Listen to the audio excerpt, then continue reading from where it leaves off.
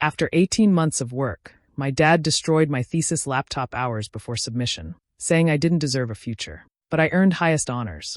Please stay with me as I tell my story. And please, do not forget to support our channel by subscribing to our channel, liking our videos, and sharing your loved ones. Your support means the world to us. Now to our story. Poke. After 18 months of pouring my soul into my thesis, my own father smashed my laptop just hours before my final submission, telling me I didn't deserve a future. Stick with me while I share my story, and if it touches you, don't forget to support our channel by hitting that subscribe button, dropping a like, and sharing it with the people you care about. My name is Daniel Miller. I'm 23 years old, and for as long as I can remember, I've lived under the heavy shadow of my father, Robert Miller. He's always been strict, but over the years that strictness twisted into something darker. Robert didn't see me as his son. He saw me as a disappointment. He never hid it either. His pride and joy was my younger brother, Ethan, the golden child who could do no wrong. Ethan could fail tests, lose jobs, and waste money, yet somehow he was always praised. Meanwhile, no matter what I achieved,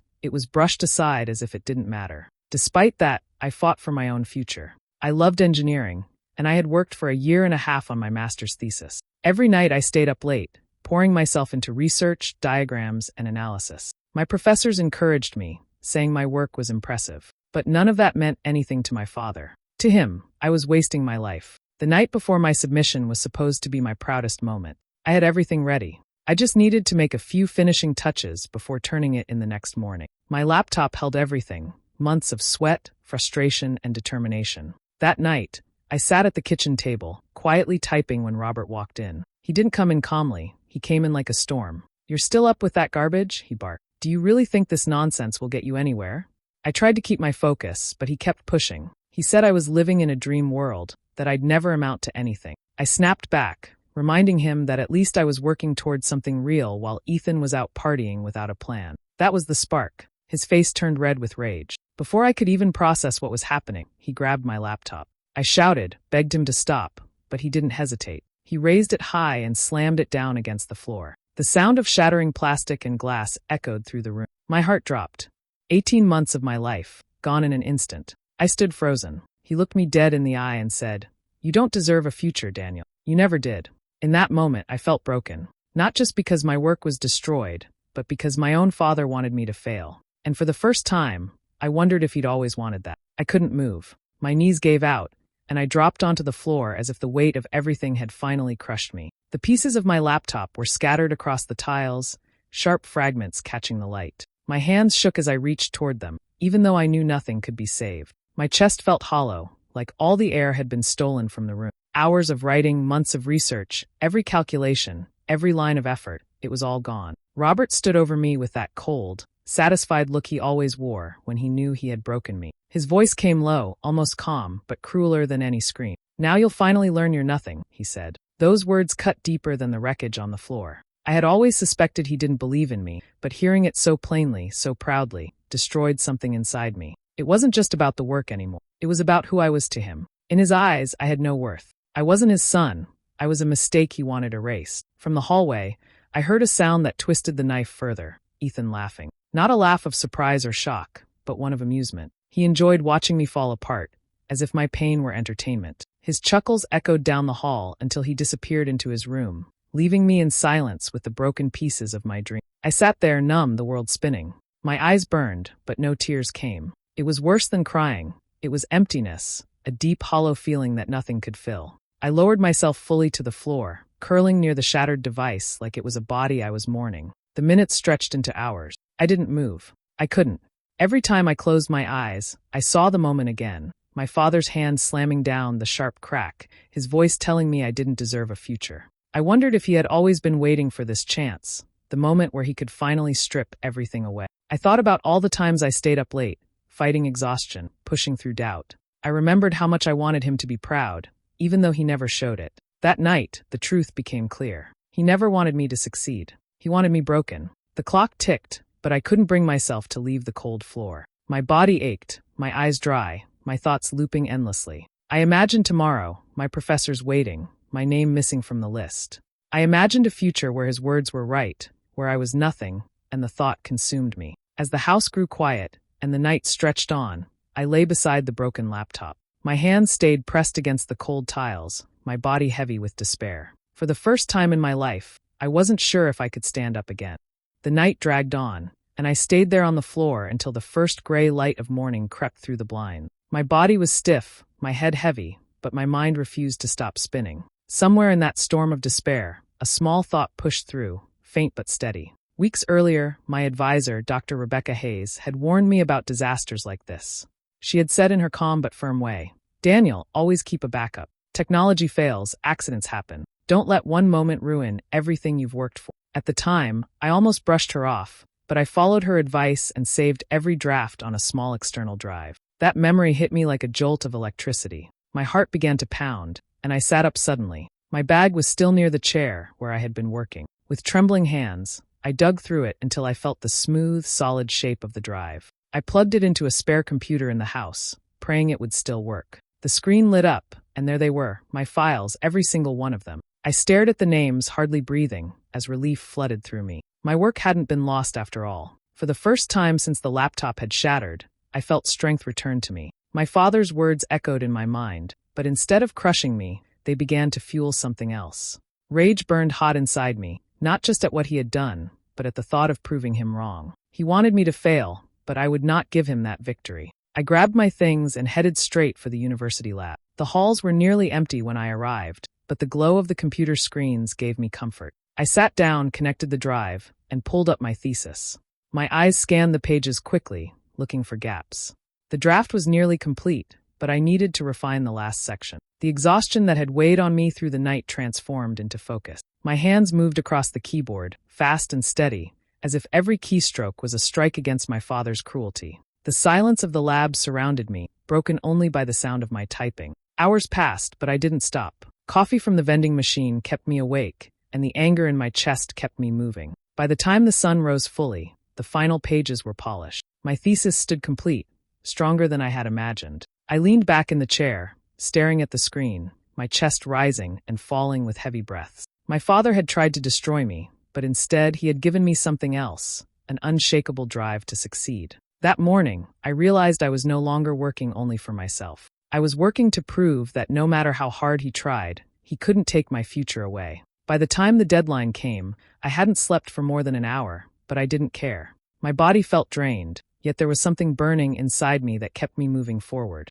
As I walked across campus toward the submission office, my steps felt heavy, but my mind was sharp. I clutched the finished work in my hands as though it was more than paper. It was proof that nothing could stop me. When I entered the room, a few other students were already there. Some looked nervous, others relieved. I stepped up to the desk, handed in my thesis, and signed my name. The woman collecting the papers gave me a quick smile, but behind her, one of my professors caught my eye. He nodded, almost knowingly, as though he could see the exhaustion in my face and the determination still holding me upright. "Long night, Miller?" he asked lightly. "Yes, sir," I answered, my voice steady though my throat was dry. He studied me for a moment before saying, "That's the kind of perseverance this work demands." His words hit deeper than he probably realized. For the first time in many hours, I allowed myself a faint smile. I walked out of that office not just relieved, but proud. My thesis had been submitted on time. Going home, however, was a different story. The moment I stepped through the door, Robert was waiting, arms crossed, lips curled in that same bitter smirk. "So," he said slowly, "you missed the deadline, didn't you? All that effort for nothing. I told you it was a waste." I didn't answer. I simply walked past him, my bag still slung over my shoulder. His voice followed me down the hall, sharper now. "Look at you, too ashamed to admit you failed. Maybe now you'll listen when I say you're not cut out for this." I could have shouted back. I could have told him he was wrong, that the thesis was already safe in my professor's hand. But instead, I kept my silence.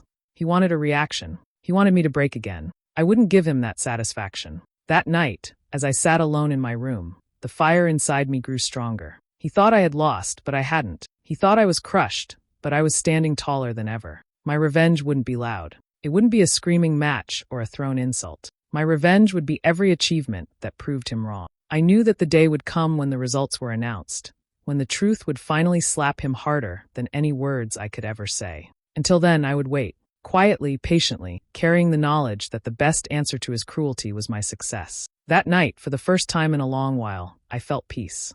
Weeks later, the day finally arrived for my defense presentation. My name had been posted on the schedule, and I knew there was no turning back. Everything I had worked for now came down to that one moment, standing in front of a panel of professors and proving that my research deserved to be recognized. At breakfast, I mentioned the presentation. Robert didn't even look up from his coffee. "I'm not wasting my time on that nonsense," he muttered. "If you want to play scientist, do it without me." His dismissal stung, but by then I had learned not to expect support. Ethan smirked from across the table. "Big day, huh? Well, good luck with your little project. I'll be at Dad's office later. Working at a real job." He leaned back in his chair, his voice dripping with arrogance. "Some of us actually contribute to the world." I didn't answer. Their words fueled me, but I didn't need to show it. I gathered my notes, adjusted my tie, and walked out the door with my head high. When I reached the university, I stood outside the lecture hall for a moment, gathering myself. My heart pounded hard in my chest, but not from fear. It was from the weight of everything behind me. My father's cruelty, Ethan's mockery, the long nights, the broken laptop. All of it boiled inside me, not as weakness, but as fuel. The room was quiet when I stepped in. A long table stretched across the front where my professors sat, their eyes sharp but welcoming. A small group of students filled the seats in the back. I set up my slides, adjusted the projector, and took a deep breath. As soon as I began speaking, something shifted. The nervousness faded, replaced by a calm fire. Every chart, every diagram, every line of explanation flowed from me with clarity. I spoke not just as a student, but as someone who had lived every word of this research. I wasn't reading from notes. I was telling a story I knew by heart. The betrayal at home had carved something into me, and I poured it into that room. When I explained the challenges of the project, I let them see my determination. When I showed results, I let them feel my pride. My voice stayed steady, my hands confident as I pointed to graphs and models. For once, I didn't doubt myself. When I finished, the room went silent. The professors leaned back, exchanging glances with raised eyebrows. One of them, Dr. Hayes, broke the silence. "That," she said firmly, "was outstanding." Another nodded, saying, "The depth of this work is remarkable. It's clear you didn't just study, you lived this research." Their words washed over me like sunlight breaking through clouds. I walked out of that hall with my shoulders straight, knowing I had given the best presentation of my life. The results came a few weeks later. I was in the library when I got the email, and for a moment, I couldn't bring myself to open it. My hand hovered over the mouse, my pulse racing. Then, with one deep breath, I clicked. The words on the screen blurred as my eyes filled with tears I hadn't realized I was holding back. Highest honors. Not just a pass, not just approval. I had been given the highest possible recognition. My thesis wasn't only accepted, it was chosen for publication in an academic journal. At the bottom of the message, there was more. I had also been offered a fellowship to continue my research at a leading institute. I sat back in the chair, unable to move. The relief, the joy, the sheer disbelief, it all hit me at once. After everything, I hadn't just survived. I had excelled. Later that week, I walked across campus, and professors stopped me to shake my hand. Dr. Hayes pulled me aside, her voice warm but firm. "Daniel, this is what scholarship is truly about. Not just brilliance, but perseverance. You carried yourself through challenges most students would never imagine. That makes your success even more powerful." Hearing that, I felt something lift off me. For years, I had been told I wasn't enough. Yet here were people who saw me for what I truly was. Not a failure, not a waste, but someone who had fought and won. Of course, the news reached home soon after. I came back one evening to find Robert pacing the living room. His face was red, his voice sharp. "So it's true," he spat. "They gave you some medal for your little project. And now you think you're better than me?" For a long time, I just looked at him. I had always avoided his eyes, always bowed my head when he threw his anger at me. But not this time. I met his glare steadily, my voice calm and clear. "No, Dad," I said. "I'm better than who you wanted me to be." The silence after those words was heavier than any shouting match we had ever had. His mouth opened like he wanted to argue, but no sound came out. For the first time, he looked uncertain, as if he didn't recognize the person standing in front of him. I walked past him without waiting for a response. My heart was steady, my steps firm. I no longer needed his approval, nor did I fear his disapproval. The recognition I had earned was more than academic. It was the proof that I was not defined by his cruelty. That night, lying in bed, I realized something important. My greatest victory wasn't the honors or the fellowship. It was the moment I finally stood up, not against my father, but for myself. Time has a way of showing the truth, no matter how hard someone tries to hide it. Ethan had always been praised as the golden child, but once he stepped out into the real world, that praise didn't carry him far. He started working at Robert's company, but it didn't take long for cracks to appear. He showed up late, left early, and spent more time boasting than working. Tasks piled up undone, and when problems needed fixing, Ethan was nowhere to be found. At first, Robert defended him fiercely. He called complaints from coworkers jealousy, and insisted Ethan just needed time to adjust. But time didn't change anything. Ethan's laziness only grew, and his arrogance rubbed everyone the wrong way. Eventually, clients began to notice mistakes, deadlines slipped, and the company's reputation suffered. Other firms that had once been open to hiring him began closing their doors. No one wanted to take on someone who carried his father's name, but none of his responsibility. Meanwhile, my life was moving in the opposite direction. The fellowship opened doors I had only dreamed of before. I worked alongside brilliant mentors who challenged me to think bigger. I attended conferences across the country, standing in front of rooms filled with scholars and professionals who valued what I had to say. Each trip reminded me how far I had come and how much further I could go. Every achievement added another layer of quiet satisfaction. I didn't flaunt it at home, but people noticed. Family friends who used to ask about Ethan's successes now turned to me with genuine interest. They wanted to hear about my research, about the places I had traveled, about the future I was building. Slowly, the attention shifted. The praise Robert had always reserved for Ethan was being echoed by others in my direction.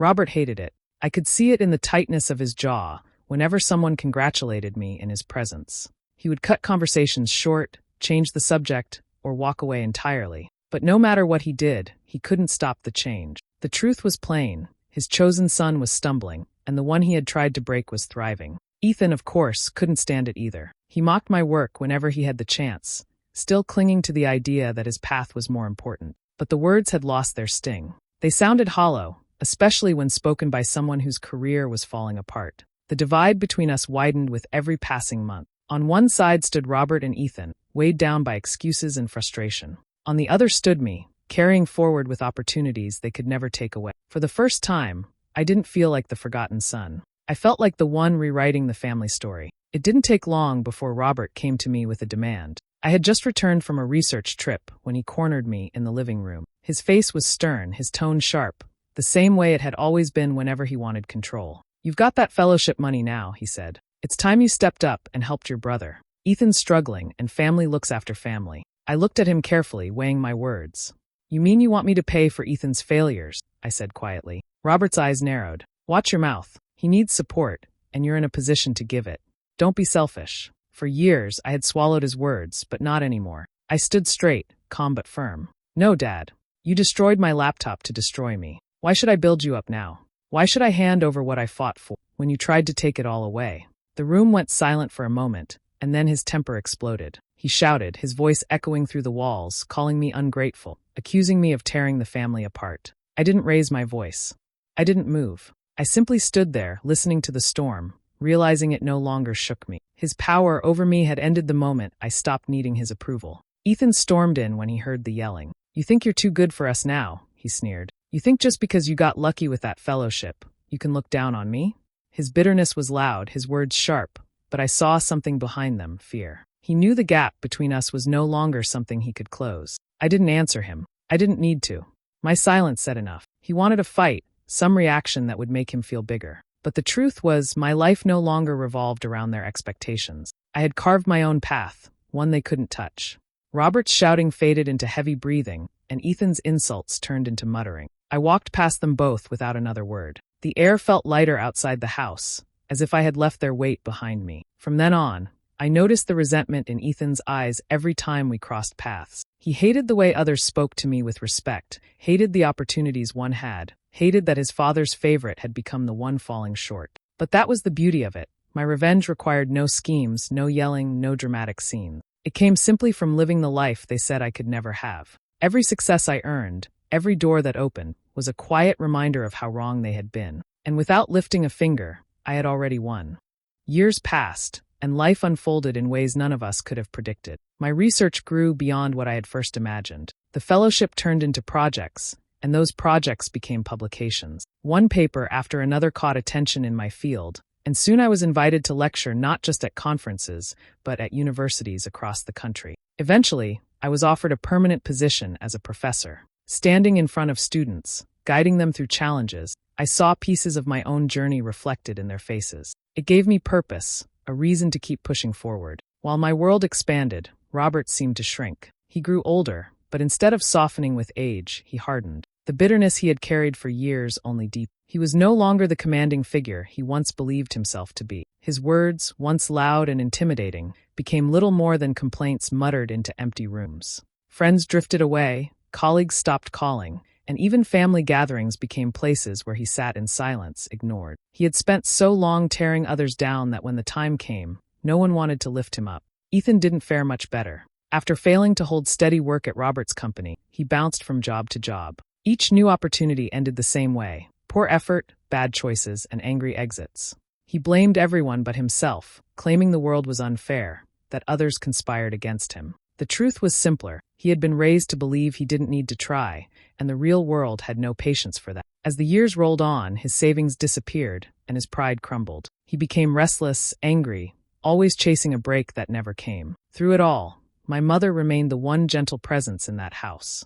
She had endured Robert's temper and Ethan's arrogance, but she never stopped caring for me. Even when Robert tried to cut me down, she would slip encouraging words into quiet conversations, reminding me I was more than what he said. Once I began earning, I made sure she never struggled. I sent money regularly, ensuring she could live comfortably. It was my way of showing her that her quiet faith in me had not been wasted. But Robert, I never looked back. The bond had been broken the night he smashed my laptop, the night he told me I didn't deserve a future. Some wounds never heal, and I chose not to reopen them. I built my life far away from his voice, far from his shadow. In the end, his betrayal did more than destroy a computer. It ended whatever remained of our relationship. He became a stranger to me, and I let him stay that way. My success wasn't for him, it was in spite of him. One cool autumn afternoon, I returned to the campus where everything had once felt like it was falling apart. The tall buildings, the familiar walkways, the hum of students rushing between classes. It all looked the same, yet to me it felt completely different. Years ago, I had stood on these grounds believing my future had been destroyed. Now I stood here knowing it had only just begun. I walked slowly toward the old lab where I had spent countless nights working. The benches, the smell of books, the quiet buzz of computers. It brought back memories I thought I had buried. I remembered sitting there exhausted, holding on to nothing but determination, trying to save what little I could. Back then, I believed I was one step away from failure. Now I understood that moment was not an ending. It was the beginning of who I would become. Standing in front of that building, I let the past wash over me. The anger, the pain, the brokenness. It was all still there in memory, but it no longer held power over me. What once felt like chains now felt like fuel that had carried me forward. I whispered to myself. My father tried to take my future from me, but instead he gave me something else, an unshakable will to succeed. The words hung in the air, heavy but true. Without meaning to, he had forced me to grow stronger, to fight harder, to discover parts of myself I never knew existed. As I looked around, I thought about how far I had come. Students passed by, some laughing, some lost in thought, some clearly overwhelmed with their own battles. I wanted to tell them that it's in the hardest moments, when everything feels broken, that real strength is born. I wanted to remind them that betrayal can cut deep, but it does not have to be the final word. The sun began to set, casting golden light across the campus. I sat on a bench and breathed in the crisp air, feeling calm in a way I hadn't felt back then. For so long, I had carried the weight of my father's words, his anger, his attempts to break me. But now, all of it seemed small compared to the life I had built. I stood up to leave, and as I walked away from the campus gates, I carried only one final thought with me. Betrayal doesn't define you. What you do after betrayal does. And in the end, that's how I turned his cruelty into my greatest triumph. It was not just my story. It was proof that even in the darkest moments, a new path can still be carved, one that leads to strength, freedom, and peace.